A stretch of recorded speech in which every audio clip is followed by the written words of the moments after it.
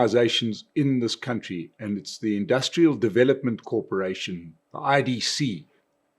Now, if you don't know, the role of the IDC is to help promote industry in South Africa.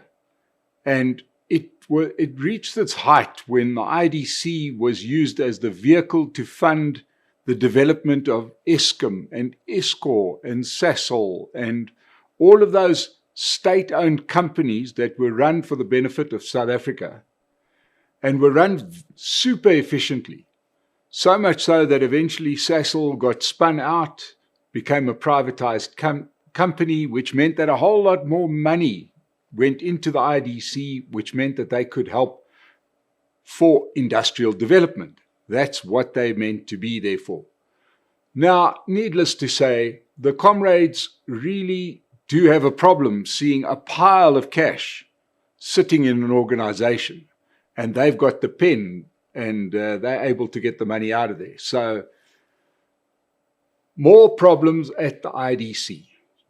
What is the biggest problem with the IDC? Well, it's sitting with a cash pile of 90 billion rand. Well, not quite a cash pile, but investments in companies of 90 billion rand.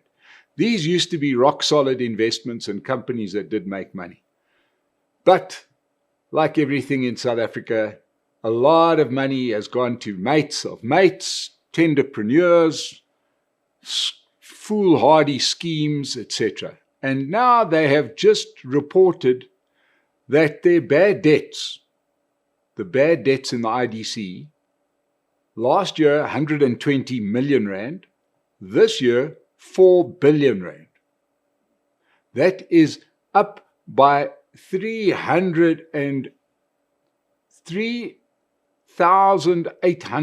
million rand. That's up by nearly 3,900 million rand. It's eye-watering that they could lose that amount of money because they meant to only invest in heavy industry. These are companies that should make money, but not in the hands of our comrades.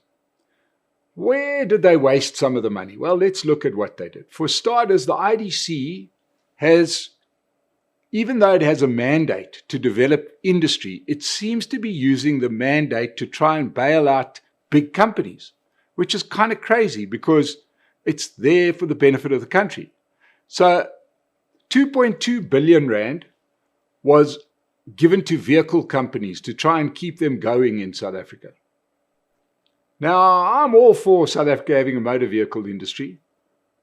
But hey, if the vehicle companies can't be competitive, why is IDC bailing them out? That's not their job.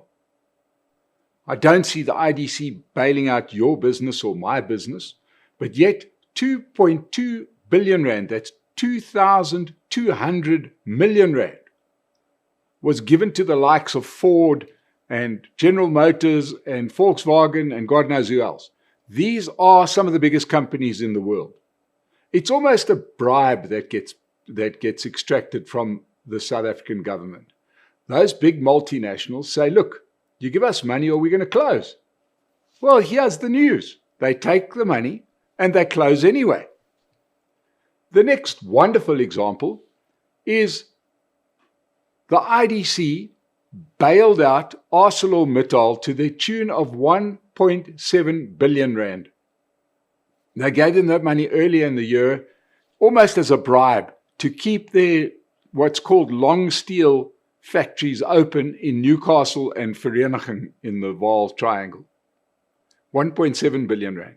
6 months later, ArcelorMittal says, thank you, nice try, we're going to close anyway. Once again, I can only say that many of us have to suffer a bad economy run by people that shouldn't be running an economy at all.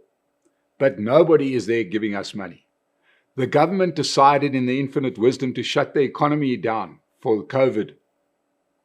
There was no state relief for small business. There were loans that had to be repaid, but nobody was bailing us out. When you say bailing out, that's when somebody gives you money with no expectation in return. Otherwise, it would be a loan. Now, I'm confused because the IDC has a mandate of building industry in South Africa. And I can think of a dozen industries that could be built in South Africa. But to bail out existing industries, to bail out vehicle manufacturers because they can't compete with their Chinese counterparts, or to bail out one of the richest companies in the world, ArcelorMittal, that get steel all over the world. Why? Because they can't compete with steel imports from China, and then they close anyway. Either there is something very crooked happening, or there's some people at the IDC that shouldn't have the jobs that they've got. I wonder if it isn't time to take that 90 billion rand, and I don't know, give it to taxpayers in South Africa where they can at least put it to better use. Because the IDC, it's just a matter of time before that 90 billion rand dwindles to nothing. Because in the hands of the current leadership at the Industrial Development Corporation, we are going to end up with nothing. Let's keep an eye on this thing because it's going to give us headlines for a long, long time until all the money is gone. We'll keep an eye on the IDC. Thank you so much for joining us on the Political Insider. We hope that you'll subscribe to the channel.